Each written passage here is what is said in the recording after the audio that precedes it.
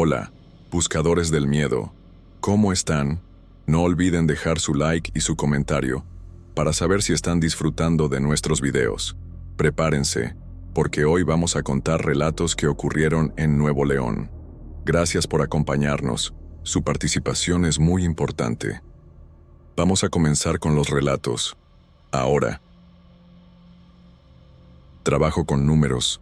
Soy contadora y mi esposo Roberto es ingeniero civil. Tenemos una hija, Marina, que en esa época tenía apenas 7 años.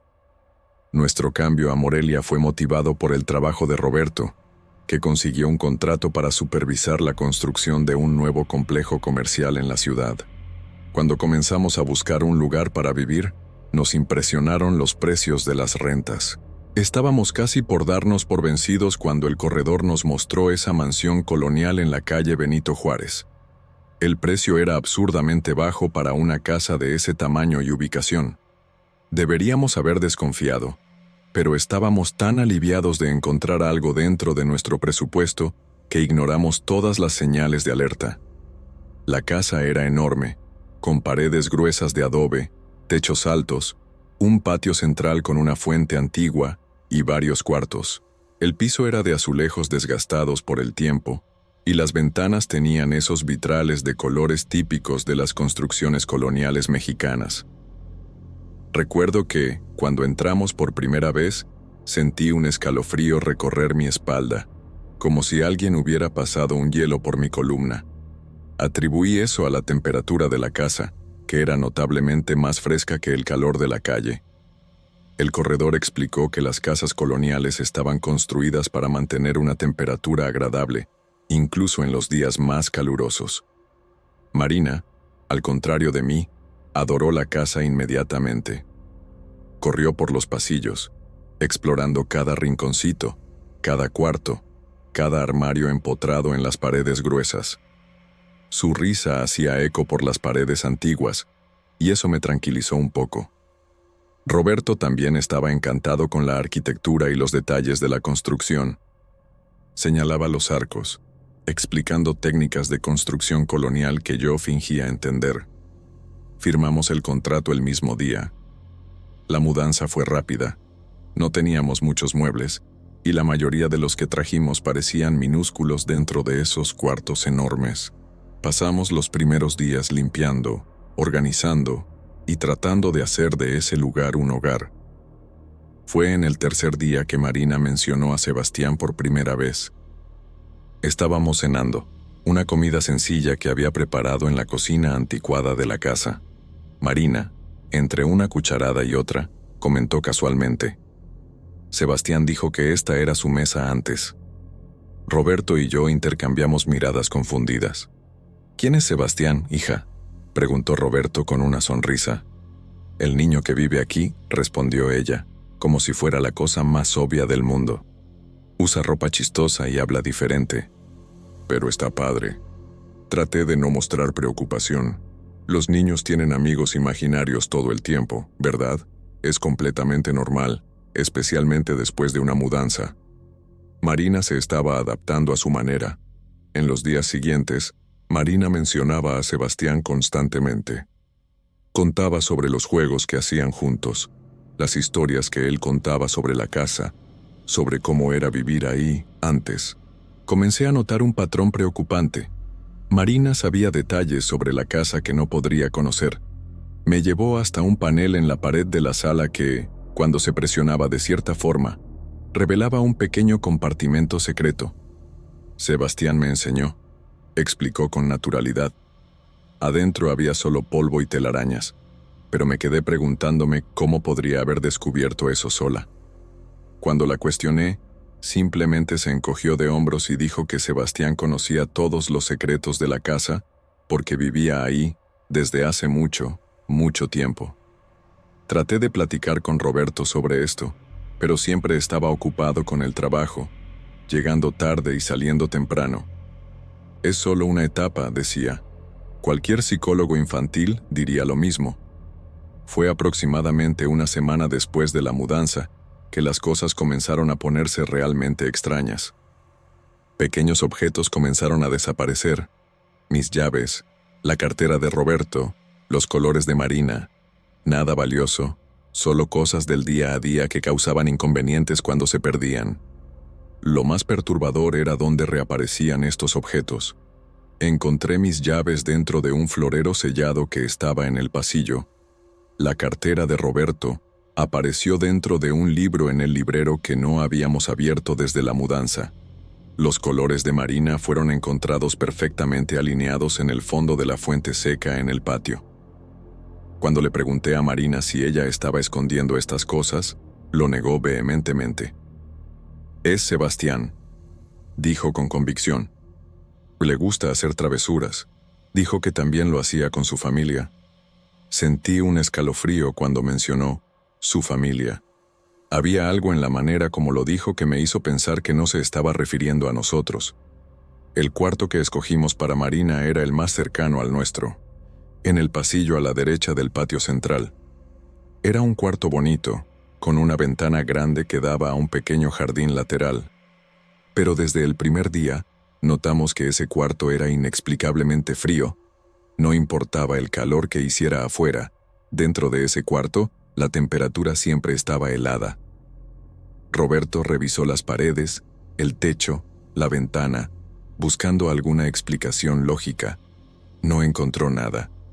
Compramos un calentador, pero apenas hacía diferencia. Marina, curiosamente, no parecía importarle. Decía que le gustaba el frío y que a Sebastián también le gustaba así. Él dice que el calor le hace recordar cosas feas. Me contó una noche mientras la arropaba en la cama. Pregunté qué cosas feas serían esas, pero simplemente se encogió de hombros y dijo que a Sebastián no le gustaba hablar de eso. Esa noche, desperté con el sonido de risas infantiles viniendo del cuarto de Marina. No era solo su risa, había otra, más baja, más antigua, de alguna forma. Cuando llegué a la puerta del cuarto, el sonido se detuvo abruptamente. Marina estaba durmiendo profundamente, sola. A la mañana siguiente, encontré a Marina sentada en el patio, platicando animadamente con el aire. Me detuve a algunos metros de distancia, observando. Hacía pausas, como si estuviera escuchando respuestas, y luego continuaba hablando. Era una conversación real, con preguntas y respuestas, solo que yo únicamente podía escuchar su lado. «Mami», exclamó cuando me vio.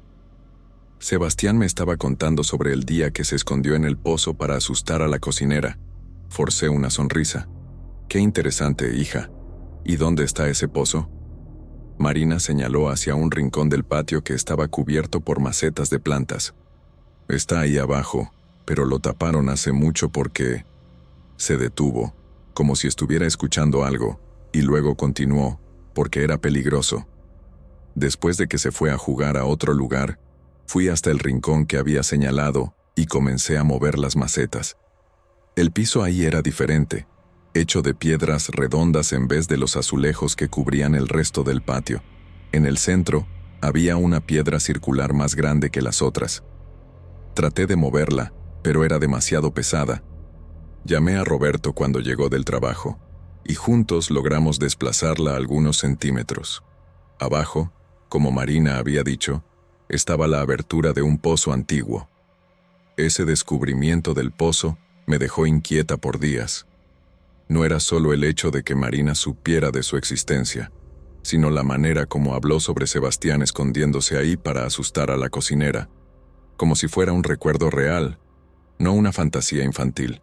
Decidí investigar más sobre la historia de la casa, pero discretamente, sin alarmar a Roberto o Marina. A la mañana siguiente, mientras Marina estaba en la escuela y Roberto en el trabajo, fui al archivo municipal de Morelia. La empleada que me atendió era una señora mayor, con lentes gruesos y un conocimiento impresionante sobre la ciudad. Cuando mencioné la dirección de nuestra casa, frunció el ceño por un momento. «Ah, la mansión de los Velázquez», dijo, como si el nombre trajera recuerdos desagradables. Pregunté si había algún registro histórico sobre la propiedad que pudiera consultar. Dudó antes de llevarme a un cuarto en la parte de atrás, donde estaban los archivos más antiguos. Normalmente no permitimos que personas comunes consulten estos documentos, explicó, pero creo que debería saber en qué tipo de lugar está viviendo. Los documentos que me mostró databan de finales del siglo XVIII y principios del XIX00. La casa había pertenecido a una familia rica, los Velázquez, que hicieron fortuna con la minería de plata. El patriarca, don Alfonso Velázquez, era conocido por su crueldad con los trabajadores y también con su propia familia. Entre los documentos, había reportes de accidentes en las minas, trabajadores desaparecidos y rumores de prácticas sombrias en la mansión. Pero lo que me llamó la atención fue un pequeño recorte de periódico de 1832, que relataba la desaparición del hijo menor de don Alfonso, un niño de 8 años llamado Sebastián. El periódico especulaba que el niño podría haber huido debido a los maltratos del padre, pero su cuerpo nunca fue encontrado. Sentí que se me helaba la sangre en las venas. Sebastián, el mismo nombre del ex amigo de Marina. ¿Podría ser coincidencia? La empleada notó mi reacción y puso una mano arrugada sobre la mía. Hay historias sobre esa casa, dijo en voz baja. Historias que la gente prefiere no contar para no asustar a los nuevos inquilinos. Pero tal vez debería saber. Regresé a casa con la cabeza dándome vueltas, tratando de racionalizar todo. Las coincidencias pasan, ¿verdad? Marina podría haber escuchado el nombre Sebastián en algún lugar e incorporado a su imaginación. En cuanto a la información sobre la casa, como el compartimento secreto y el pozo, tal vez el corredor hubiera mencionado algo durante la visita, y yo no presté atención. Estaba tan concentrada en encontrar explicaciones lógicas que casi no noté el silencio anormal cuando entré a casa. Normalmente, cuando llegaba de la escuela, Marina estaría jugando en el patio o en el cuarto, pero la casa estaba completamente silenciosa. «¿Marina?», grité sintiendo una opresión en el pecho. No hubo respuesta. Comencé a buscar por todos los cuartos, cada vez más desesperada. Finalmente, la encontré sentada en el piso del cuarto que habíamos decidido no usar, el más alejado en el pasillo opuesto al nuestro. Era un cuarto que permanecía cerrado porque necesitaba reparaciones. El techo tenía goteras y las paredes se estaban descascarando. Marina estaba sentada en el centro del cuarto, dibujando algo en el piso empolvado con el dedo. «Marina, ¿qué estás haciendo aquí? Sabes que no debes entrar a este cuarto, es peligroso», exclamé, más por alivio que por enojo. Levantó la cabeza lentamente, y algo en su mirada me hizo detenerme donde estaba. Sus ojos parecían diferentes. No podía explicar exactamente cómo, pero no parecían los ojos de mi hija. Sebastián quería enseñarme dónde pasó, dijo con una voz extrañamente monótona. ¿Dónde pasó qué, hija?, pregunté, tratando de mantener la calma. Señaló hacia el dibujo que había hecho en el piso. Era una figura rudimentaria de un niño, acostado, con lo que parecía ser un charco alrededor de la cabeza. «¿Donde durmió por última vez?», respondió, y luego, como si un interruptor se hubiera encendido, sus ojos volvieron a la normalidad y sonrió. «Mami». «¿Puedo tomar un jugo?». La tomé de la mano y salimos rápidamente de ese cuarto, cerrando la puerta con llave detrás de nosotros. Mientras preparaba el jugo en la cocina, con las manos aún temblando, decidí que necesitaba platicar seriamente con Roberto esa noche. Roberto llegó tarde, como siempre, agotado después de un largo día en la obra. Esperé a que Marina se durmiera para contarle sobre mi visita al archivo municipal y lo que había descubierto sobre Sebastián Velázquez. También le conté sobre el incidente en el cuarto cerrado. Para mi frustración, Roberto reaccionó exactamente como temía, con escepticismo y racionalización. «Amor, te estás dejando llevar por la imaginación», dijo, masajeándose las sienes. Marina probablemente escuchó ese nombre en algún lugar, tal vez en la escuela. Y en cuanto al cuarto, los niños son curiosos. Debe haber entrado ahí para explorar. ¿El dibujo? Los niños dibujan cosas raras todo el tiempo. Traté de argumentar, mostrar que eran demasiadas coincidencias, pero estaba demasiado cansado para discutir. Si esto te está molestando tanto, podemos buscar un psicólogo infantil para Marina, sugirió antes de irse a bañar. Me quedé sentada sola en la cocina, sintiéndome aislada e impotente. Tal vez tenía razón, tal vez estaba exagerando. Pero entonces, ¿por qué no podía quitarme de la cabeza la imagen de esos ojos diferentes en el rostro de mi hija? Esa noche, tuve dificultades para dormir. Cada crujido de la casa antigua, cada sombra proyectada por la luz de la luna que entraba por las ventanas, parecía amenazadora. Roberto dormía profundamente a mi lado, aparentemente inmune a la inquietud que me consumía. Como a las 3 de la mañana, escuché un sonido viniendo del pasillo. Pasos ligeros, como los de un niño. Pensé inmediatamente en Marina. Tal vez había despertado y estaba yendo al baño o buscándome. Me levanté silenciosamente para no despertar a Roberto y salí al pasillo. Estaba vacío. La puerta del cuarto de Marina estaba entreabierta y pude ver que estaba durmiendo tranquilamente en la cama. Mientras observaba, escuché nuevamente los pasos, ahora viniendo del otro lado del patio, hacia el cuarto cerrado. Mi corazón se aceleró. No había nadie más en la casa además de nosotros tres. Junté todo mi valor y crucé el patio, siguiendo el sonido. La luna llena iluminaba el camino, proyectando sombras extrañas a través de las columnas del patio. Cuando llegué al pasillo opuesto, vi que la puerta del cuarto cerrado, que tenía la certeza de haber cerrado con llave antes, estaba abierta. Me detuve, paralizada por el miedo. Una parte de mí quería correr de regreso al cuarto, despertar a Roberto, fingir que nada de esto estaba pasando. Pero otra parte, tal vez la más fuerte, necesitaba saber, necesitaba ver.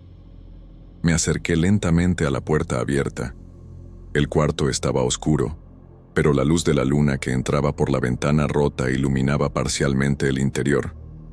Fue entonces que vi, en el lugar exacto donde Marina había dibujado la figura en el piso, había ahora una mancha oscura que no estaba ahí antes.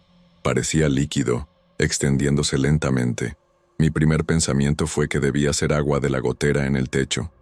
Pero cuando di un paso dentro del cuarto, me di cuenta de que la mancha no venía de arriba, estaba surgiendo del propio piso. Y no era agua. Incluso en la luz tenue, pude ver que era demasiado densa, demasiado oscura. Parecía sangre. Retrocedí horrorizada, chocando contra la pared del pasillo. Fue entonces que escuché, viniendo de dentro del cuarto, el sonido bajo de un niño llorando. No era el llanto de Marina. Era diferente, más antiguo de alguna forma, como si viniera de muy lejos o de mucho tiempo atrás. «Sebastián», susurré, apenas creyendo que realmente estaba hablando con un... ¿qué? ¿Un fantasma? ¿Una alucinación? El llanto se detuvo abruptamente. Por un momento, hubo solo silencio. Entonces, una voz infantil, pero no de un niño normal, una voz que parecía contener ecos de algo mucho más viejo y mucho más frío, respondió. Él me lastimó, aquí, en este lugar. Sentí que las piernas se me aflojaban. Me apoyé en la pared para no caerme. ¿Quién te lastimó?, pregunté, mi voz casi inaudible. Papá, respondió la voz, porque vi lo que hacía, porque iba a contar. La mancha en el piso parecía pulsar, expandiéndose ligeramente con cada palabra. ¿Qué viste?, pregunté, sin saber si realmente quería escuchar la respuesta. Hubo una larga pausa, y luego, los rituales, los sacrificios, las personas que nunca más salieron de la casa. Sentí una ola de náusea, las historias sobre trabajadores desaparecidos, las prácticas sombrías mencionadas en los documentos. ¿Por qué estás aquí ahora? ¿Por qué estás hablando con Marina?, logré preguntar. La respuesta vino como un susurro helado que parecía entrar directamente en mi mente. Porque ella puede verme, porque ella puede ayudarme, porque necesito que alguien sepa. Me quedé paralizada en el pasillo por un tiempo que pareció interminable, incapaz de moverme, mientras las palabras de Sebastián hacían eco en mi mente. Necesito que alguien sepa. Finalmente, logré regresar al cuarto, donde Roberto continuaba durmiendo profundamente. No pude pegar el ojo por el resto de la noche. Me quedé acostada, mirando al techo, mientras mi mente trabajaba frenéticamente. Ya no podía negar lo que estaba pasando. No era imaginación de Marina, ni coincidencias, ni mi mente cansada jugándome bromas. Era real. Había algo, alguien, en esa casa con nosotros. Un niño que murió de forma violenta hace casi 2 siglos y que, por alguna razón, no había podido seguir adelante. Un niño que escogió a mi hija para comunicarse, para contar su historia. A la mañana siguiente, mientras preparaba el desayuno, tomé una decisión. No le contaría a Roberto sobre lo que había pasado durante la noche. Probablemente pensaría que estaba loca, pero tampoco podía simplemente ignorar. Necesitaba hacer algo, no solo por nuestra seguridad, sino también por Sebastián. Ese niño, por más aterradora que fuera su presencia, necesitaba ayuda. Después de dejar a Marina en la escuela, en vez de ir a casa, manejé hasta una pequeña tienda de artículos esotéricos que había notado a algunas cuadras de la plaza principal. La fachada era discreta, con cristales e inciensos en el aparador, y una campanita tintineó suavemente cuando abrí la puerta. Una señora de cabello canoso y piel morena me recibió con una sonrisa gentil. Su nombre era Doña Mercedes, y algo en sus ojos me hizo sentir que entendería mi situación sin juzgarme. Dudé un poco antes de comenzar a hablar, pero una vez que comencé, las palabras fluyeron como un torrente. Conté todo: el amigo de Marina, los objetos que desaparecían, el cuarto frío, lo que descubrí en los archivos municipales y, finalmente, mi encuentro de la noche anterior. Doña Mercedes escuchó atentamente, sin interrumpir, sus ojos oscuros fijos en mí. Cuando terminé, suspiró profundamente. «La mansión de los Velázquez», dijo, moviendo la cabeza. «Mi abuela me contaba historias sobre ese lugar cuando era niña. Historias que me daban pesadillas». Se levantó lentamente y fue hasta un estante en la parte de atrás de la tienda, de donde sacó un libro antiguo de pasta de cuero. Lo que está enfrentando no es poco común en casas antiguas como esa, especialmente cuando hubo violencia y sufrimiento dentro de sus paredes.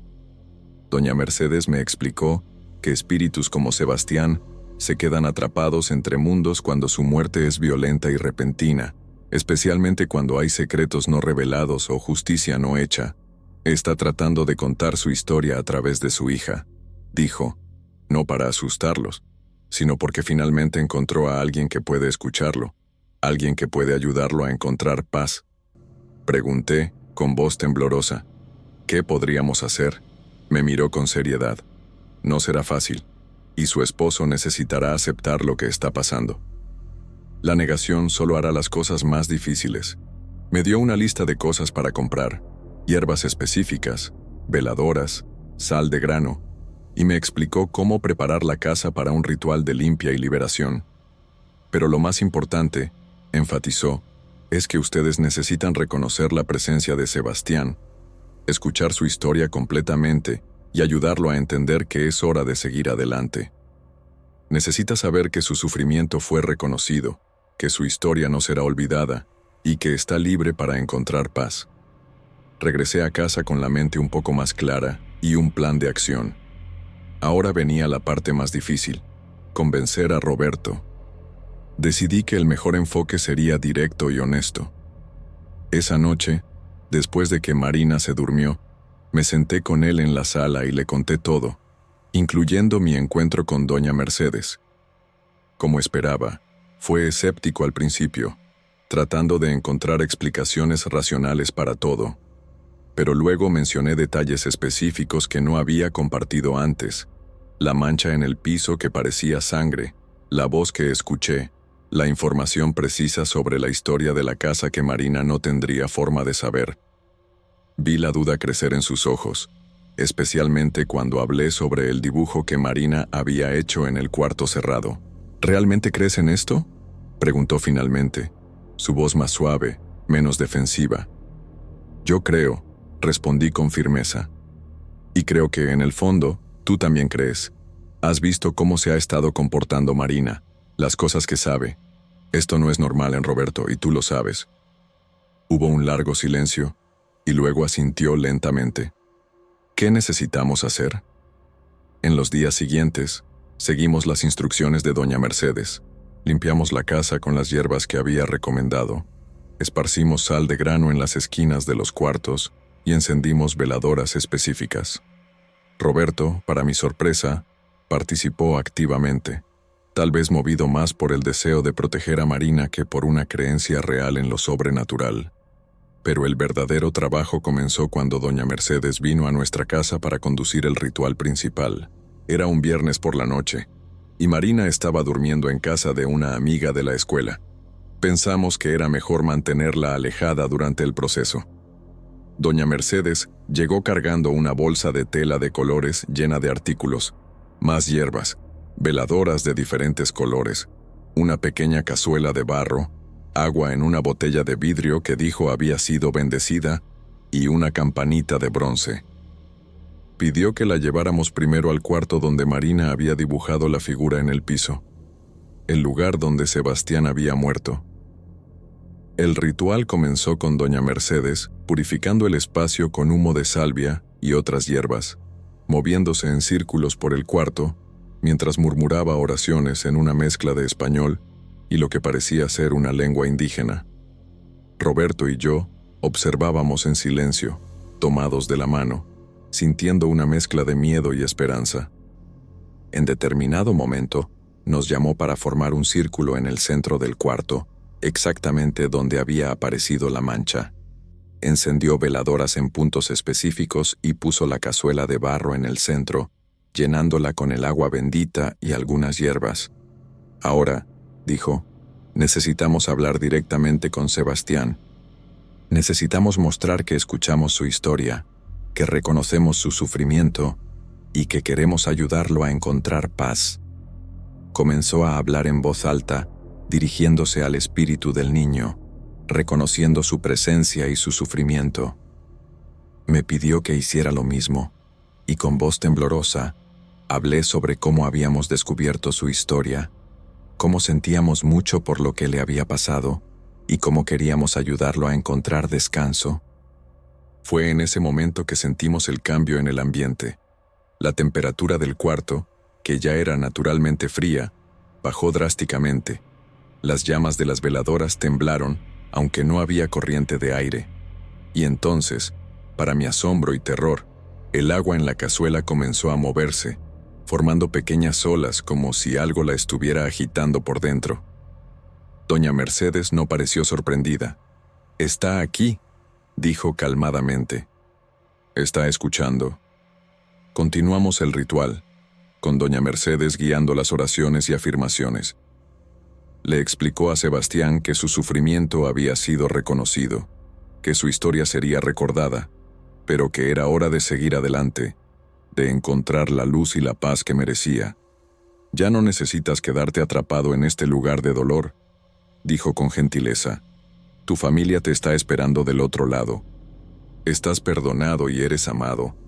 Las palabras parecían simples, casi banales, pero había una fuerza en ellas, una verdad que trascendía el momento. El agua en la cazuela se calmó gradualmente, y las veladoras, que habían temblado violentamente, volvieron a arder con llamas estables y brillantes. Sentí una ola de calor pasar por el cuarto, reemplazando el frío intenso, y con ella vino una sensación de alivio, como si un peso hubiera sido levantado, no solo del ambiente, sino de dentro de mí. El ritual continuó por un rato más, con doña Mercedes guiando oraciones y cantos, pero sentí que el momento crucial ya había pasado. Algo había cambiado. Cuando finalmente terminamos, ya estaba casi amaneciendo. Doña Mercedes nos instruyó a mantener las veladoras encendidas por algunas horas más y a repetir ciertas oraciones en los próximos días. El proceso de liberación no pasa de una vez, explicó. Es gradual. Sebastián comenzará a alejarse, a desprenderse de este mundo. Ustedes notarán los cambios poco a poco. Antes de irse, me entregó una pequeña bolsita de hierbas para poner debajo de la almohada de Marina, para protegerla durante la transición, dijo, y para ayudarla a entender, a su manera, que su amigo se está yendo a un lugar mejor. Agradecí profundamente, sintiendo lágrimas en los ojos, no solo por lo que había hecho por nosotros, sino también por lo que había hecho por Sebastián, un niño que murió solo y asustado, cargando un secreto demasiado pesado para sus pequeños hombros, y que ahora, finalmente, podría encontrar paz. En los días que siguieron al ritual, observamos atentamente cualquier señal de Sebastián. Al principio, no notamos mucha diferencia. Marina aún mencionaba a su amigo, aún platicaba con él en el patio, aún sabía cosas que no debería saber, pero había un cambio sutil en la manera como hablaba de él. Sebastián está triste hoy, me dijo una semana después del ritual, mientras dibujaba en la mesa de la cocina. ¿Por qué, hija?, pregunté, tratando de mantener la voz casual. Porque dice que se va a ir pronto, que hay una luz bonita esperándolo, pero que me va a extrañar. Sentí un escalofrío recorrer mi columna, pero era diferente de los escalofríos de miedo que había sentido antes. Era una sensación de esperanza. Tal vez el ritual estaba funcionando. Tal vez Sebastián realmente estaba comenzando a desprenderse de este mundo. 2 semanas después del ritual, noté que los objetos dejaron de desaparecer. Las llaves se quedaban donde las dejaba, la cartera de Roberto ya no se perdía, los juguetes de Marina permanecían exactamente donde los ponía. Era un alivio pequeño, pero significativo. El cuarto de Marina también comenzó a calentarse gradualmente, no de una vez, sino día tras día. La temperatura se fue normalizando, hasta que finalmente no era diferente del resto de la casa. Roberto, que inicialmente había participado en el ritual más por mí y por Marina que por convicción propia, comenzó a admitir que algo realmente estaba cambiando. No sé explicar, me dijo una noche, mientras observábamos a Marina dormir, pero la casa se siente más ligera de alguna forma. Un mes después del ritual, las menciones a Sebastián comenzaron a disminuir. Marina aún hablaba de él ocasionalmente, pero no con la misma frecuencia o intensidad. Sus conversaciones con el aire vacío se volvieron más raras, hasta que prácticamente cesaron. Cuando pregunté sobre su amigo, se encogió de hombros con esa indiferencia típica de los niños. Ya no viene tanto. Dice que está ocupado con su nueva familia. No insistí por más detalles, pero sentí un profundo alivio. Sebastián estaba siguiendo adelante, encontrando su camino hacia la luz que doña Mercedes había mencionado. Y Marina, en su inocencia infantil, estaba aceptando esto con una naturalidad que solo los niños poseen. 2 meses después, Marina dejó completamente de mencionar a Sebastián. Cuando finalmente junté valor para preguntar directamente sobre él, me miró con una expresión confundida, como si estuviera tratando de recordar algo distante. Ah, se fue, mami. Dijo que estaba feliz ahora y que ya no necesitaba quedarse aquí. Volvió a colorear su libro, el tema cerrado para ella. Esa noche, compartí la noticia con Roberto. Nos quedamos sentados en el patio, bajo las estrellas, tomando vino y reflexionando sobre todo lo que había pasado. ¿Crees que se acabó?, preguntó. Creo que sí, respondí. Al menos para Sebastián. Porque la verdad es que, aunque la presencia del niño había desaparecido, la experiencia nos había marcado para siempre. Nunca más veríamos el mundo de la misma forma. Continuamos viviendo en la mansión de la calle Benito Juárez por 6 meses más. La vida volvió a la normalidad, o a lo que podría considerarse normal después de una experiencia como la nuestra. Marina prosperó en la escuela, hizo amigos reales, y su amigo imaginario se convirtió en solo una etapa curiosa de su infancia. Roberto y yo nunca más discutimos sobre la realidad de lo que habíamos vivido.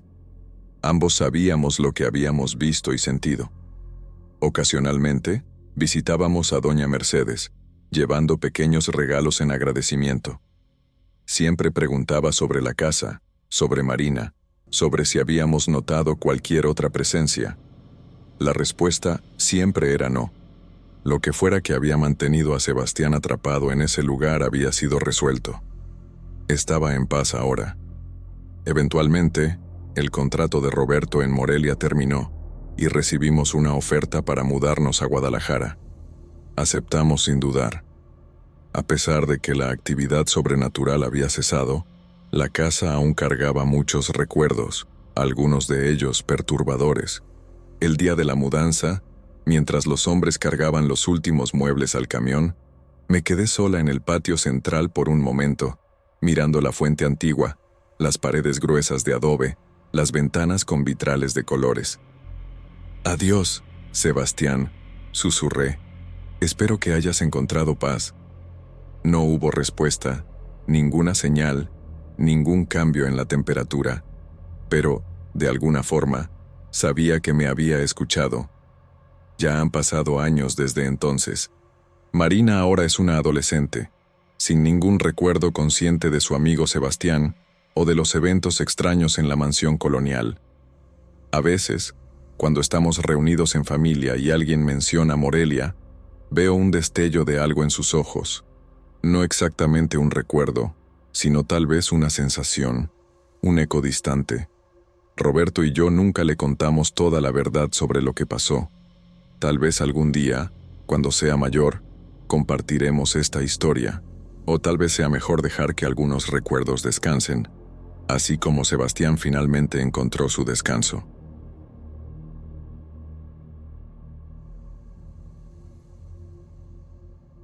Me llamo Ricardo, y lo que voy a contarles sucedió entre 2018 y 2020, cuando trabajaba como contador en una empresa de consultoría financiera en Monterrey, Nuevo León. La empresa ocupaba los pisos 12 y 13 de un edificio de oficinas en el centro de la ciudad. Era un trabajo demandante. Durante la temporada fiscal, que iba de enero a abril, era común quedarse hasta muy tarde revisando declaraciones, estados financieros y auditorías. Algunos días no salía de la oficina hasta las 11 de la noche o incluso más tarde.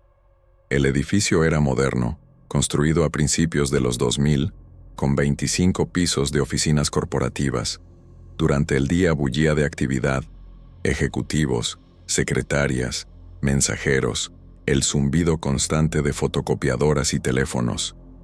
Pero después de las 8 de la noche, cuando la mayoría de las empresas cerraban, se convertía en un lugar completamente diferente. Los primeros meses no noté nada fuera de lo común. Trabajaba en un cubículo en el piso 13, cerca de las ventanas que daban al norte de la ciudad. Mi supervisor, licenciado Morales, tenía la costumbre de irse temprano, así que muchas noches me quedaba solo en toda esa sección de la oficina. El edificio tenía un sistema de seguridad automatizado. Después de las 9 de la noche, las luces se apagaban automáticamente en las áreas que no detectaban movimiento, y las puertas de acceso a cada piso se bloqueaban, requiriendo una tarjeta de seguridad para abrirlas desde adentro. La primera vez que algo extraño sucedió fue en febrero de 2019. Eran cerca de las 10:30 de la noche. Estaba terminando de revisar unos balances cuando, de repente, todas las luces de mi sección se apagaron. No fue un apagón gradual, fue instantáneo, como si alguien hubiera jalado el interruptor principal. Me quedé sentado en mi cubículo, en completa oscuridad, esperando a que las luces se encendieran automáticamente al detectar mi movimiento. Pero no pasó nada. Agité los brazos, me levanté, incluso caminé unos pasos. El sistema de sensores parecía estar completamente muerto. Saqué mi celular para usar la linterna y buscar el interruptor manual. Fue entonces cuando escuché el primer sonido extraño. Era como el chirrido de una puerta abriéndose lentamente, seguido por el sonido inconfundible de pasos en el pasillo. Pasos lentos, deliberados, como si alguien estuviera caminando con mucho cuidado de no hacer ruido. «Bueno», grité hacia la oscuridad. «¿Hay alguien ahí? ¿Seguridad?» Los pasos se detuvieron inmediatamente. El silencio que siguió era tan completo que podía escuchar mi propia respiración y los latidos de mi corazón. Caminé hacia el pasillo principal, iluminando el camino con mi celular. El corredor estaba completamente vacío. Las oficinas a ambos lados tenían las puertas cerradas, y no había señal de que alguien hubiera estado ahí. Encontré el interruptor manual y encendí las luces. Todo volvió a la normalidad instantáneamente. Las luces fluorescentes parpadearon un momento, y luego se estabilizaron, bañando la oficina en su resplandor blanco habitual. Llamé a seguridad desde el teléfono de la oficina, y el guardia de la planta baja me confirmó que según sus monitores, yo era la única persona en los pisos 12 y 13. A veces el sistema de luces se vuelve loco, me dijo con una voz aburrida. Es un edificio viejo, licenciado, no se preocupe. Pero el edificio no era viejo. Tenía menos de 20 años. Esa noche terminé mi trabajo rápidamente y me fui a casa, pero la experiencia me dejó inquieto. Los pasos habían sonado tan reales, tan cercanos. No podía ser solo mi imaginación. La segunda vez fue 2 semanas después. Esta vez estaba trabajando en la sala de juntas, que tenía una mesa larga de cristal y ventanas que daban a toda la ciudad. Era cerca de las 11 de la noche cuando las luces se apagaron de nuevo. Pero esta vez no fue solo mi sección, fue todo el piso. Me quedé sentado en la oscuridad, esperando a que mis ojos se acostumbraran. Las luces de la ciudad que entraban por las ventanas proporcionaban una iluminación tenue, creando sombras largas por toda la sala. Fue entonces cuando escuché algo que me puso incómodo. El sonido de la puerta principal del piso cerrándose con fuerza. Era extraño. Esa puerta se bloqueaba automáticamente después de las 9, y yo tenía la única tarjeta de acceso en todo el piso. Me levanté y caminé hasta la entrada de la sala de juntas. Desde ahí podía ver el pasillo principal que llevaba a la puerta de acceso. Estaba oscuro, pero pude distinguir que la puerta estaba entreabierta. Eso no tenía sentido. Estaba seguro de que estaba cerrada cuando llegué. Caminé hasta la puerta con cierta aprensión. Estaba desbloqueada, lo cual era imposible según el sistema de seguridad. Intenté cerrarla adecuadamente, pero el mecanismo electrónico no respondía. Llamé a seguridad desde mi celular, pero nadie contestó. Intenté llamar al número de emergencias del edificio, pero la línea daba ocupado constantemente.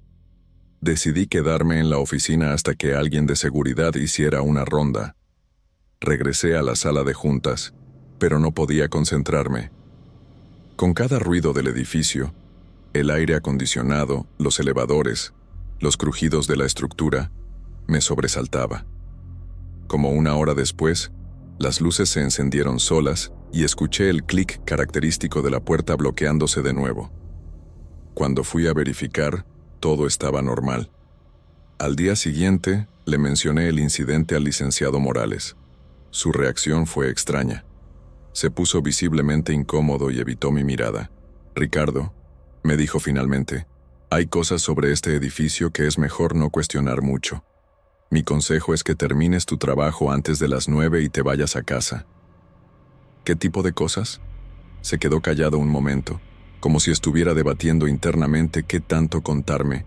Finalmente suspiró. «Este edificio ha tenido algunos problemas en el pasado, fallas en el sistema eléctrico, problemas con el aire acondicionado, ese tipo de cosas. A veces los sistemas automatizados hacen cosas raras. Pero los pasos que escuché probablemente eran las tuberías expandiéndose o contrayéndose. Estos edificios hacen mucho ruido en la noche cuando no hay movimiento». Su explicación era lógica, pero algo en su tono me decía que no estaba contando toda la verdad. Durante la temporada fiscal de 2020, cuando era imposible evitar quedarse hasta tarde, las experiencias se volvieron más frecuentes. Las luces seguían apagándose sin motivo aparente. A veces eran solo algunas secciones, otras veces pisos enteros. Siempre regresaban solas después de un rato, pero la sensación de estar siendo observado en la oscuridad nunca me abandonaba. Los elevadores comenzaron a comportarse de manera extraña. A veces se detenían en pisos donde yo no había presionado el botón. Cuando se abrían las puertas, los pasillos estaban vacíos y oscuros. pero podía jurar que escuchaba movimiento ahí adentro. Una noche, trabajando solo como siempre, comencé a escuchar sonidos que no podía explicar. Ya no eran los pasos ocasionales o puertas cerrándose, eran voces, conversaciones ahogadas que parecían venir de oficinas vacías.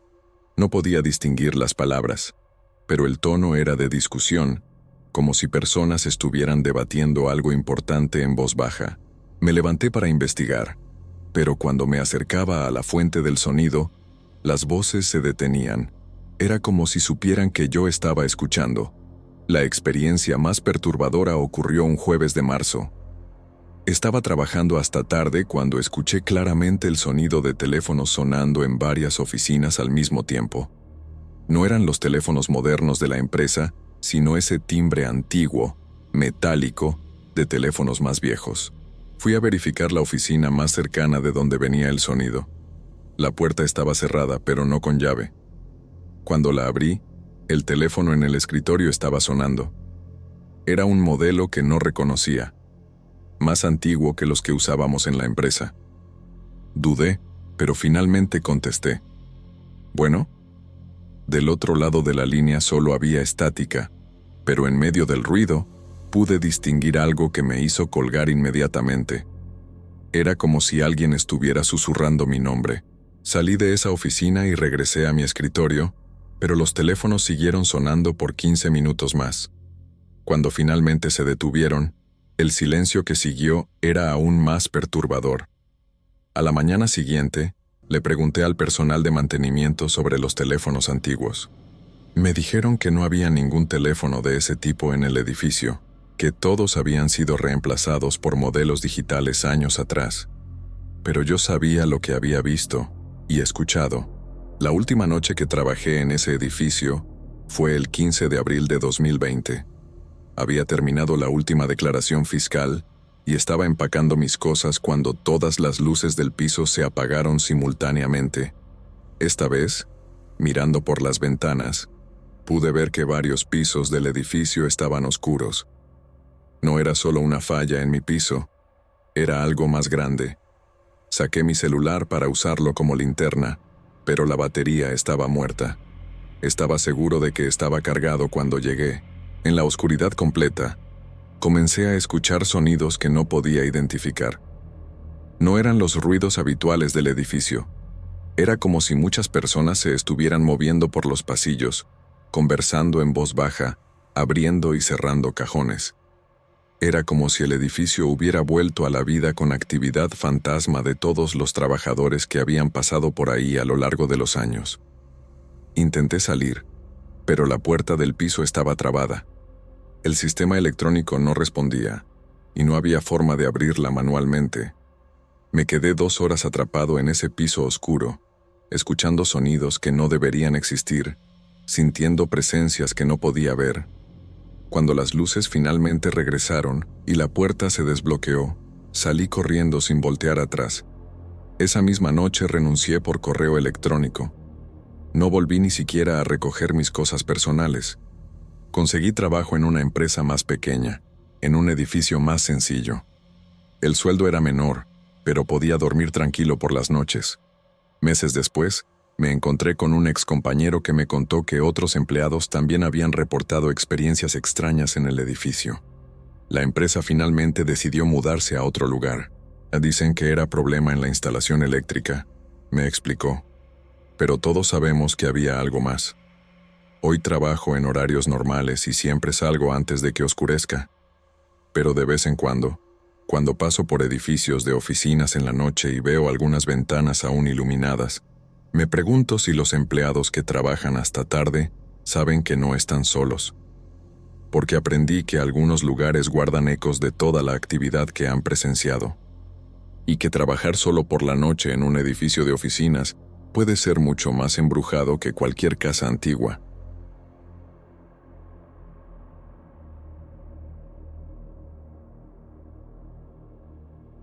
Buenas noches, comunidad.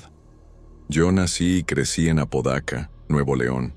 Mi familia está aquí desde hace generaciones, y conozco cada esquina de esta ciudad como la palma de mi mano. Trabajo en la misma empresa desde hace casi 8 años, y siempre fui reconocido por mi eficiencia y dedicación. Empecé como asistente administrativo y, con mucho esfuerzo, conseguí el puesto de coordinador de proyectos hace 2 años. Mi vida profesional siempre siguió un camino ascendente, por lo menos hasta hace 6 meses, cuando todo empezó a desmoronarse sin explicación aparente. Fue sutil al principio, contratiempos chiquitos, retrasos inesperados, fallas técnicas que no tenían sentido. El primer proyecto que fracasó fue la implementación de un nuevo sistema de control de inventario.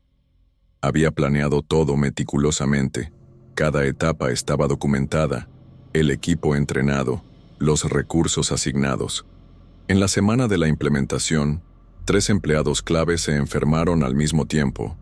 El servidor principal se quemó sin explicación, y descubrimos incompatibilidades en el software que no aparecieron en ninguna de las pruebas anteriores. El proyecto se atrasó 2 meses y costó 40% más del presupuesto previsto. Pensé que era nomás mala suerte, una de esas casualidades feas que pasan de vez en cuando. Redoblé mis esfuerzos en el siguiente proyecto, la reorganización del departamento de logística. Otra vez, todo estaba perfectamente planeado. Y otra vez, una serie de eventos inexplicables saboteó completamente el trabajo. Los camiones se descompusieron a media carretera. Documentos importantes desaparecieron de mi escritorio. Correos cruciales nunca llegaron a los destinatarios, aunque con confirmación de envío. El proyecto fue un desastre tan grande que casi me corren. Mi jefe me llamó para una plática seria. ¿Qué está pasando? Siempre fuiste uno de nuestros mejores empleados, pero últimamente todo lo que tocas parece salir mal. Traté de explicar que eran circunstancias fuera de mi control, pero sonaba como excusa hasta para mí mismo. Empecé a dudar de mis capacidades, a cuestionar si realmente merecía la posición que ocupaba. Tal vez había llegado a mi nivel de incompetencia, como dice el principio de Peter. La situación empezó a afectar mi vida personal. Dormía mal, siempre andaba ansioso, irritado. Mi esposa notó el cambio. Ya no eres el mismo. Andas distante, preocupado. ¿Qué está pasando? No sabía cómo explicar, cómo decir que, de repente, perdí la capacidad de hacer mi trabajo correctamente, que todo lo que planeaba fracasaba sin explicación. Me sentía un fracasado, y eso estaba carcomiendo mi autoestima, mi matrimonio, mi vida.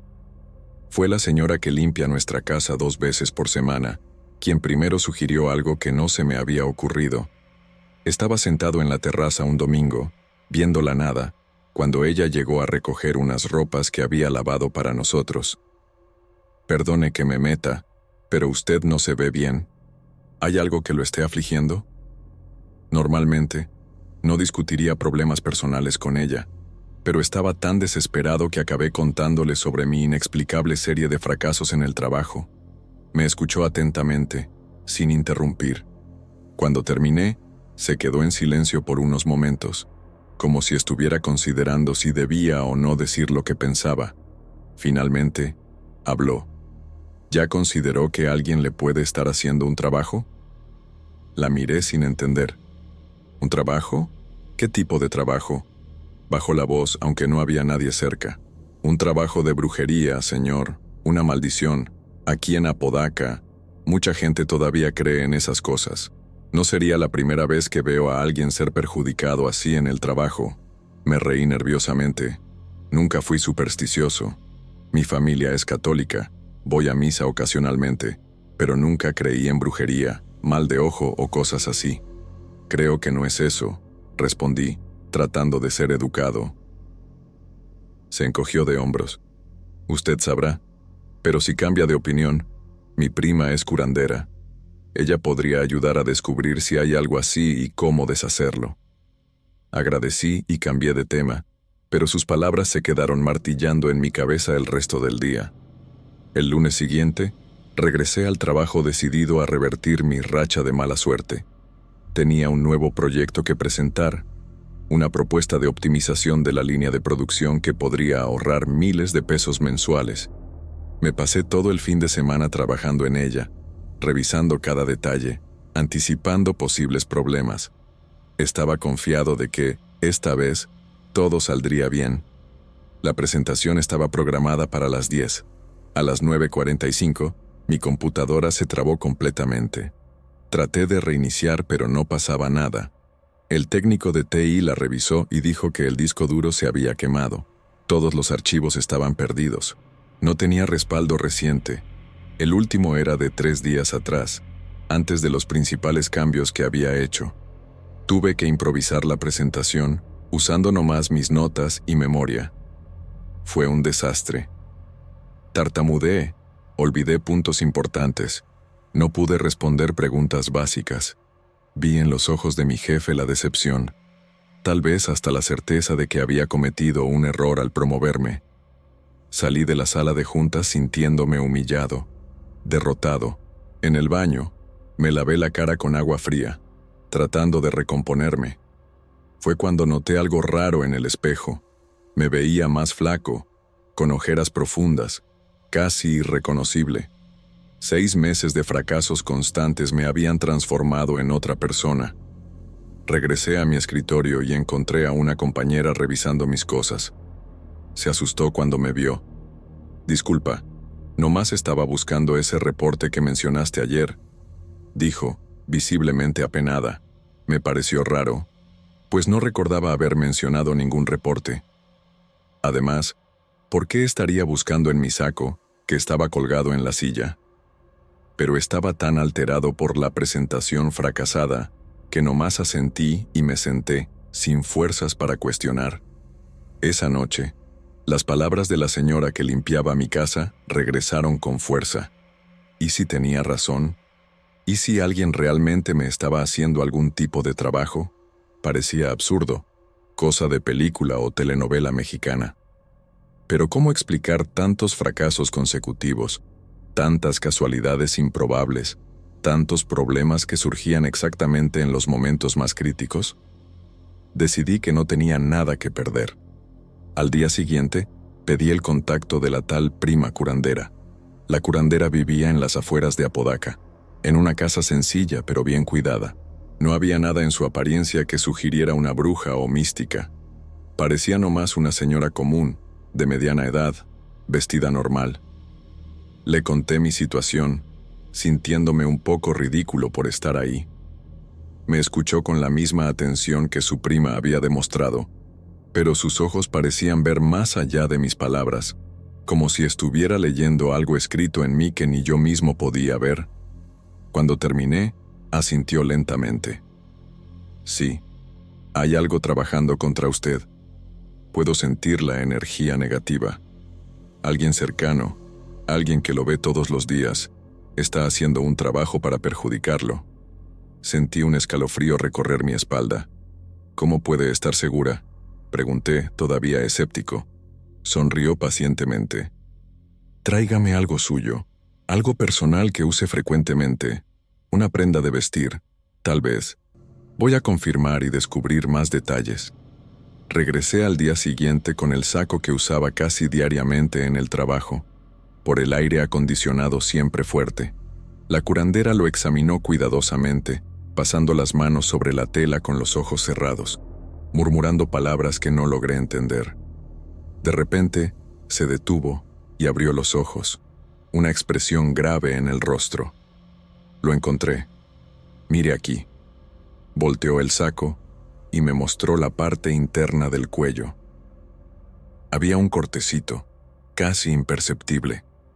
Alguien cortó su saco para sacar hilos de la tela. O peor, cabellos suyos que se quedan atorados aquí. ¿Y qué significa eso?, pregunté, sintiendo un frío en el estómago. Significa que alguien le está haciendo trabajos, probablemente enterrando sus cabellos en un panteón, o amarrándolos con listones negros y poniéndolos en agua corriente, o quemándolos con hierbas específicas. Son rituales para bloquear su progreso, para hacer que todo lo que planee salga mal. Hizo una pausa, mirándome a los ojos. Alguien en su trabajo tiene muchos celos o envidia de usted. Alguien que se sintió amenazado con su éxito, con su posición. Inmediatamente, recordé la escena del día anterior, Mi compañera revisando mi saco, su pena cuando la caché. Ella había sido pasada por alto para la promoción que recibí hace 2 años. En ese momento, pareció aceptarlo bien, hasta me felicitó. Pero tal vez por dentro, el resentimiento había crecido. Le conté esto a la curandera, que asintió. Probablemente es ella. La gente rara vez muestra sus verdaderos sentimientos. La sonrisa en la cara puede esconder un corazón lleno de envidia. La curandera me explicó que necesitaría hacer un ritual de limpia y protección. Trajo una palangana con agua, hierbas y otros elementos que no reconocí. Me pidió que metiera las manos en el agua mientras ella recitaba oraciones y conjuros. El proceso duró casi 1 hora. Al final, me dio un saquito de tela que contenía algo que olía a hierbas secas. Mantenga esto siempre con usted, especialmente en el trabajo, y tome este baño de hierbas por 7 días seguidos. Me entregó un paquete con hojas secas e instrucciones detalladas. Seguí sus indicaciones al pie de la letra, aunque todavía tenía dudas sobre todo eso. Tomé los baños de hierbas, cargué el saquito en la bolsa e hice las oraciones que recomendó. También empecé a poner más atención en mi compañera. Noté cómo siempre parecía estar cerca cuando algo salía mal, cómo sonreía discretamente en los momentos de mis fracasos, cómo se ofrecía a ayudar justamente en los proyectos más importantes. 1 semana después del ritual con la curandera, tuve que presentar otro proyecto. Esta vez, hice respaldo de todo en 3 lugares diferentes y llevé mi laptop personal como garantía. Para mi sorpresa, todo salió perfectamente. La presentación fue un éxito, el jefe elogió mi trabajo y la implementación empezó sin ningún contratiempo. En los días siguientes, otros proyectos menores también fluyeron sin problemas. Era como si una barrera invisible hubiera sido removida. 2 semanas después, caché otra vez a mi compañera revisando mi saco cuando pensaba que había salido a almorzar. Esta vez, la confronté directamente. ¿Qué estás buscando en mi saco? Se puso pálida. Balbuceó alguna excusa sobre haber visto un insecto. No insistí. Nomás la miré fijamente a los ojos, dejando claro que sabía exactamente lo que estaba haciendo. Después de ese día, empezó a evitarme completamente. La curandera me había aconsejado cambiar de saco y nunca dejar objetos personales desprotegidos en el trabajo. Seguí su consejo. También esparcí discretamente sal de grano alrededor de mi escritorio cuando nadie estaba viendo. Otro truco que me enseñó para alejar energías negativas. Poquito a poco, mi suerte en el trabajo fue cambiando. Los proyectos volvieron a ser exitosos, los problemas inexplicables cesaron y mi reputación empezó a recuperarse. Mi compañera pidió transferencia a otra sucursal 2 meses después. En su último día, nuestras miradas se cruzaron en el pasillo y tuve la certeza absoluta de que ella sabía que yo había descubierto. No intercambiamos palabras, no era necesario. Esa mirada dijo todo lo que necesitábamos saber uno del otro. Hoy, 1 año después de esos eventos, mi carrera volvió a los rieles. Me promovieron otra vez y ahora lidero un equipo más grande. Todavía cargo el saquito de hierbas que me dio la curandera, más por gratitud que por necesidad. Nunca conté esta historia a nadie más que a mi esposa, que inicialmente se rió, pero después empezó a respetar mi nueva superstición. Lo que sé con certeza es que nunca más dejo mi saco colgado en la silla cuando salgo de mi escritorio.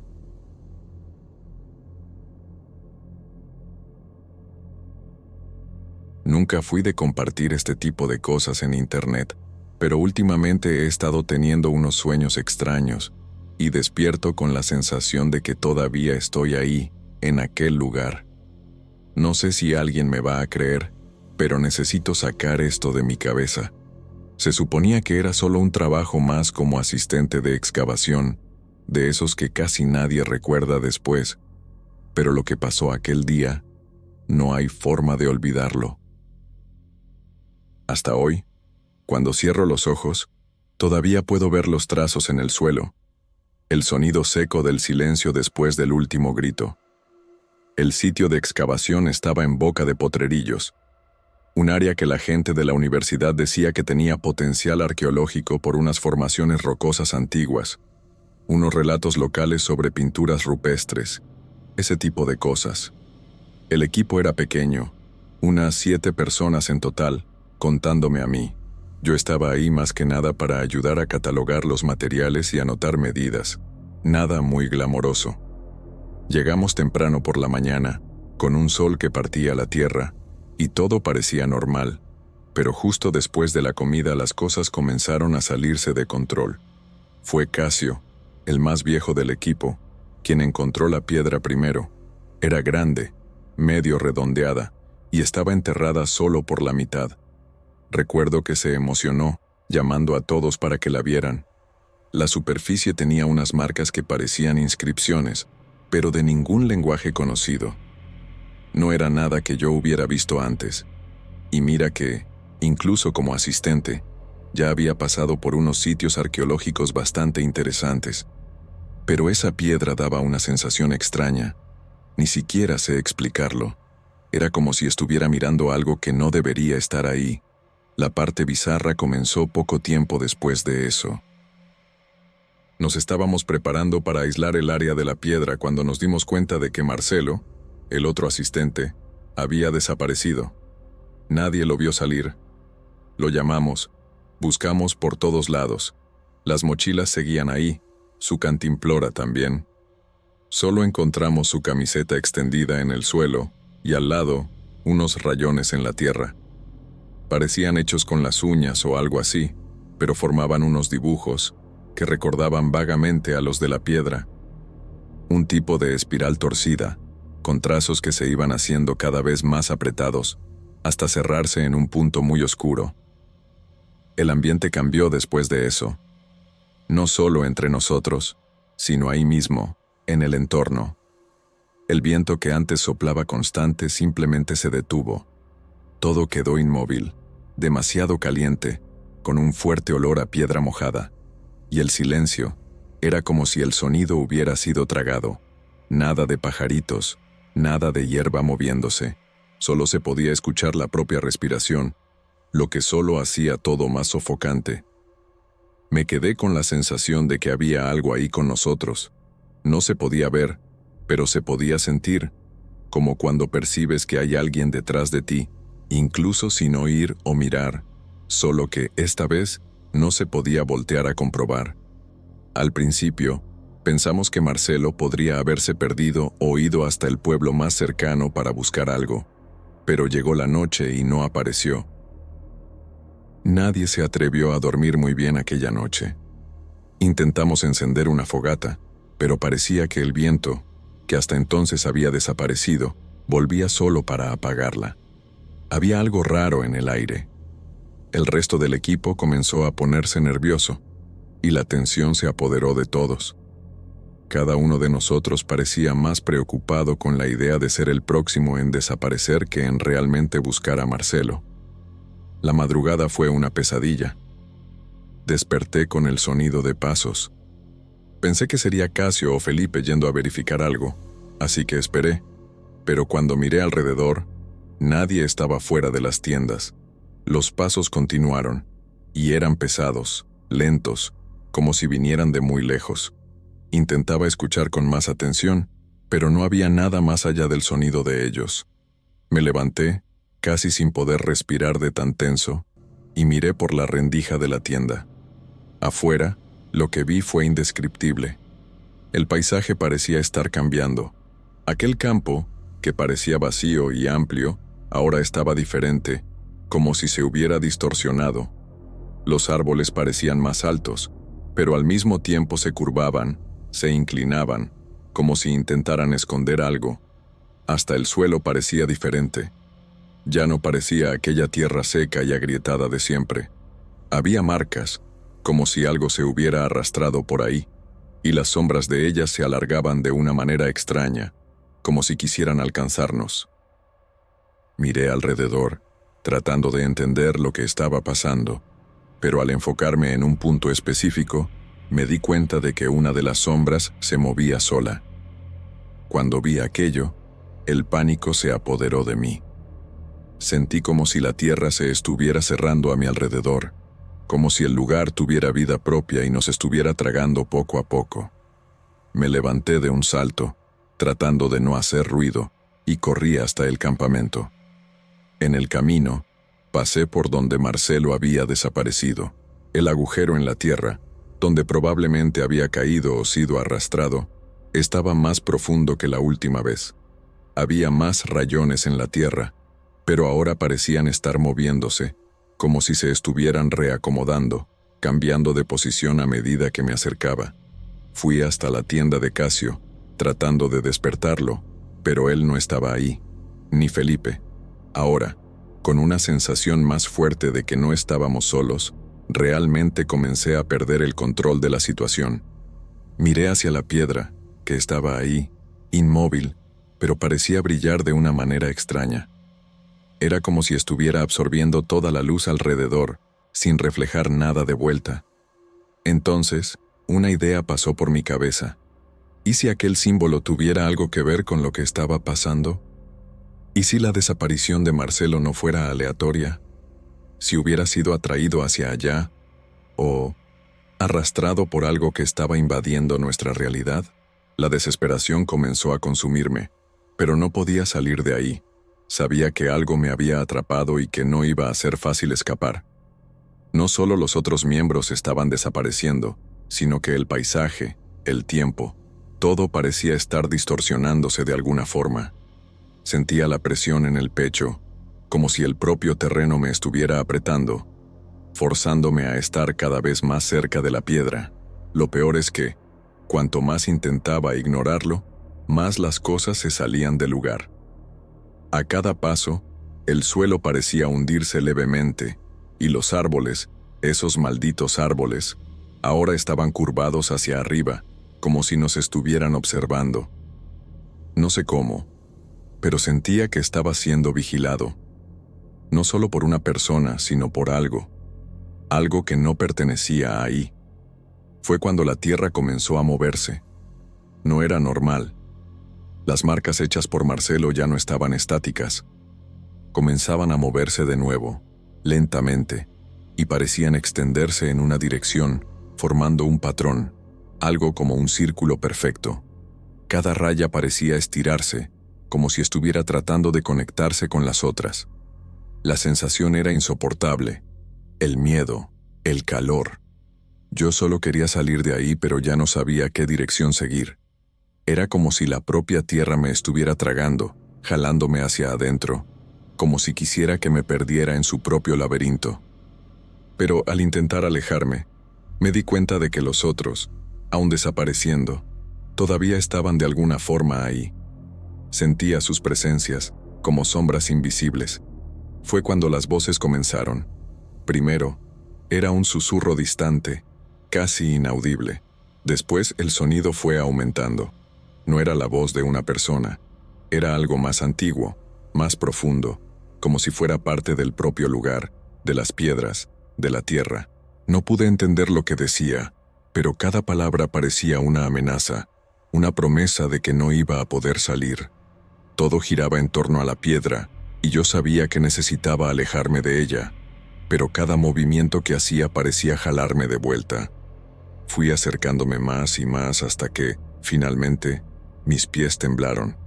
La piedra comenzó a emitir una luz, débil al principio, pero pronto se volvió más intensa. Cerré los ojos.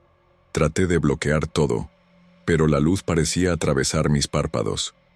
No era como la luz de una linterna o del sol.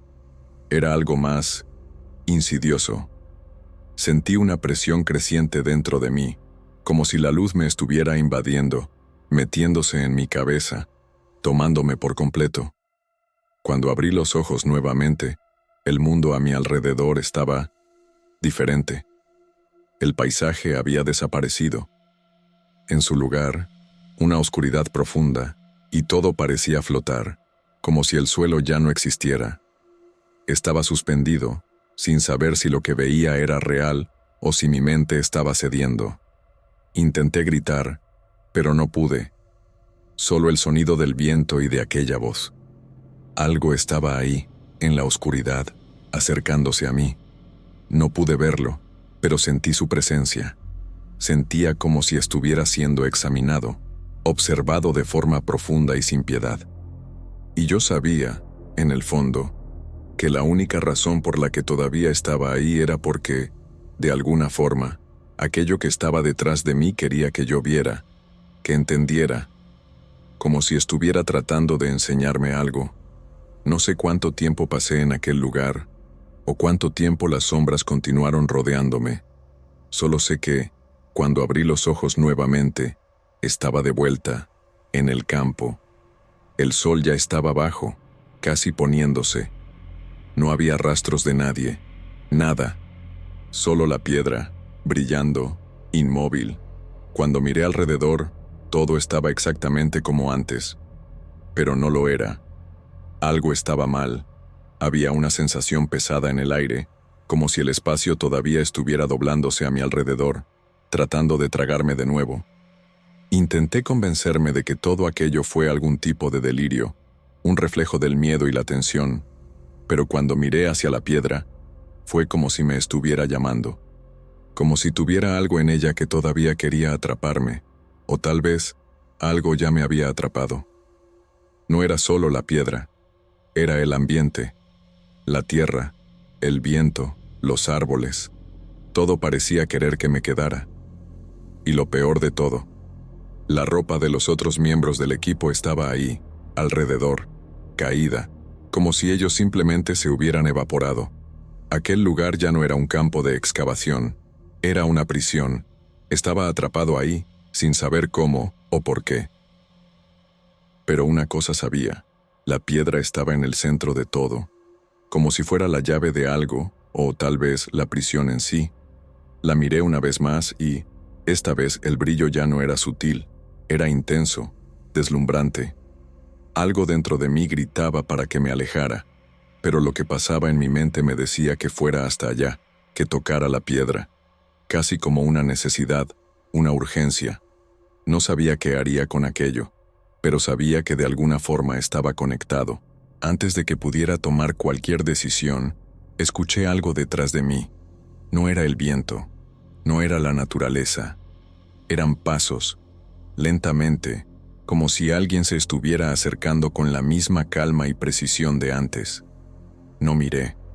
El miedo era tan fuerte que mi cuerpo no podía moverse. Sentía que el peligro estaba muy cerca, pero ¿qué podría ser? Una sombra apareció en mi visión periférica, y por un momento pensé que sería una distorsión más de la realidad. Pero la sensación era muy real. Algo estaba ahí, moviéndose, arrastrándose por la tierra cerca de mí. Quería correr, pero no pude. Aquella cosa se acercó más, y entonces, con un movimiento rápido, miré hacia atrás. Lo que vi, no puedo describirlo. Era como una sombra, pero tan densa, tan oscura, que parecía tragar la luz alrededor. Estaba ahí, cerca de la piedra. Miré fijamente aquello, tratando de entender qué era, pero nada tenía sentido. Aquello no parecía ser humano, no parecía ser algo de la naturaleza. Era como si fuera parte del propio espacio, de la propia tierra, moldeado por la piedra, por la fuerza que ejercía sobre el ambiente. La visión hizo que un frío intenso subiera por mi columna, pero al mismo tiempo no podía desviar la mirada. Algo me impulsaba a observar. Fue entonces cuando, en un movimiento brusco, la sombra se alejó de la piedra y comenzó a acercarse a mí. El tiempo parecía haberse detenido. Sentí una presión en mi pecho, como si estuviera siendo empujado hacia atrás, hacia algo que no quería, pero no podía evitar. El viento cesó y el silencio fue absoluto. Miré hacia la piedra y por un instante parecía que se estaba abriendo, revelando algo dentro de ella. Algo que quería salir. El terror era indescriptible, pero ya no había forma de escapar. Aquello ya no estaba en el campo. Aquello estaba dentro de mí, rodeándome, consumiéndome. El aire estaba helado, pero la sensación de estar siendo observado, De tener los ojos de aquella cosa fijos en mí, era aún peor. Miré las marcas en la tierra, y entonces me di cuenta. Los grabados, aquellos que pensábamos eran solo dibujos curiosos, estaban cambiando.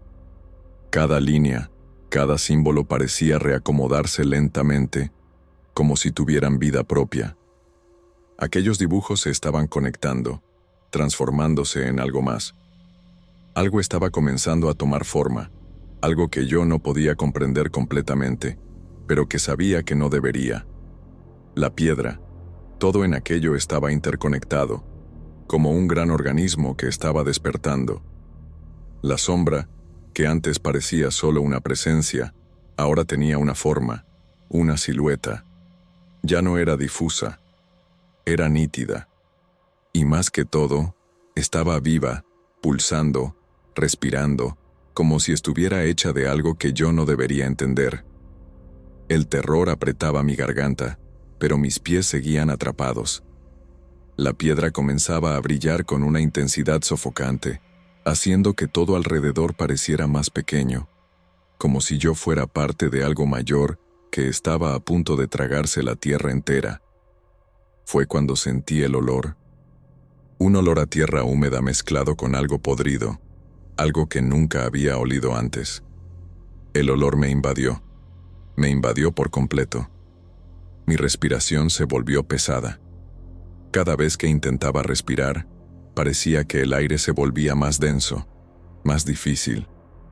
El suelo temblaba ligeramente, y la sensación de que la tierra quería tragarse todo a mi alrededor solo aumentaba. Mi cuerpo no respondía como debería. Quería correr, gritar, hacer cualquier cosa, pero estaba paralizado, como si algo me mantuviera en el lugar. La sombra se acercaba más, y entonces escuché el susurro. No era una voz, no era nada que conociera, pero era algo que sentía profundamente dentro de mí. Una voz, o tal vez una presencia, tratando de comunicarse de alguna manera. Las palabras no eran claras, pero lo que me transmitió fue una sensación de pérdida. Era como si algo se hubiera roto, y no era solo el paisaje, el campo o mis sentidos. Era yo, dentro de mí. La voz estaba tratando de decirme algo, pero no podía comprenderlo. Fue cuando algo dentro de mi cabeza hizo clic, como si la respuesta estuviera en la punta de la lengua. Aquella sensación de ser tragado, de estar siendo jalado hacia otro lugar. Todo tenía sentido, pero al mismo tiempo, nada tenía sentido. La tierra, la piedra, los grabados, las sombras. Era como si hubiera dado un paso equivocado en algún momento, como si hubiera tocado algo que no debía. Pero ¿y si no hubiera hecho nada? ¿Y si fuera aquel lugar, aquella excavación que ya estaba esperándome? El sonido de mis latidos era ensordecedor. Cada pulsación resonaba dentro de mi cabeza, junto con aquel susurro incomprensible. Intenté mover las manos, pero estaban pesadas, como si el aire alrededor se hubiera solidificado. La sombra ahora estaba casi sobre mí, sus contornos deformados, como si fuera parte de la propia tierra, moldeada por lo que había estado ahí durante siglos. El miedo ya no era solo una sensación, era una presencia, una entidad de la que sabía que no podría escapar. Con cada paso que daba, la sensación de estar atrapado aumentaba. Ya no estaba en control de mi cuerpo, solo estaba siendo llevado, guiado hacia algún lugar del que sabía que no regresaría. Entonces, el silencio, el vacío, como si el mundo hubiera sido borrado en un solo segundo. Ya no había sonido, ni el olor extraño, ni el calor de la piedra. No podía ver nada. La oscuridad era total, una oscuridad que parecía haber venido de dentro de mí. La sensación de peso, de estar atrapado, desapareció de repente. La presión alrededor de mi cuerpo desapareció, pero no pude entender cómo. Era como si me hubieran dejado ahí, en algún lugar, para ser olvidado, pero al mismo tiempo, había algo dentro de mí que sabía que la oscuridad seguía ahí, al acecho. Sabía que aquello aún no había terminado. Desperté a la mañana siguiente, acostado en el suelo, sin saber cómo había llegado hasta ahí. El equipo, ya nadie estaba. No había rastros de nadie, excepto por la ropa y los dibujos grabados en la tierra. El campo parecía vacío, pero, al mismo tiempo, el viento que pasaba entre los árboles sonaba diferente. Ya no estaba en aquel lugar. Pero, al mirar hacia la piedra, sentí una extraña sensación de que todavía me estaba observando, como si supiera que había sido tocado por ella de alguna forma. Pero lo que más me aterrorizaba era que, por más que intentara convencerme a mí mismo de que todo no era más que una pesadilla, la impresión de que algo se quedó conmigo nunca se borró. La sensación de que el campo todavía me quería de vuelta. Cuando regresé a la ciudad, nadie creyó lo que dije. Pero en algún lugar dentro de mí sé que aquello no fue un delirio. Algo estaba ahí, y todavía está. Ya no soy el mismo. Ya no soy capaz de mirar aquella piedra, o cualquier piedra, sin sentir que puede abrirse y tragarme en cualquier momento. No sé qué pasó con los demás, y tampoco sé si quiero saberlo. Solo sé que algo ahí, en aquel campo, no terminó, y que tal vez nunca termine. Algo más está esperando, y de alguna manera, sabe dónde estoy.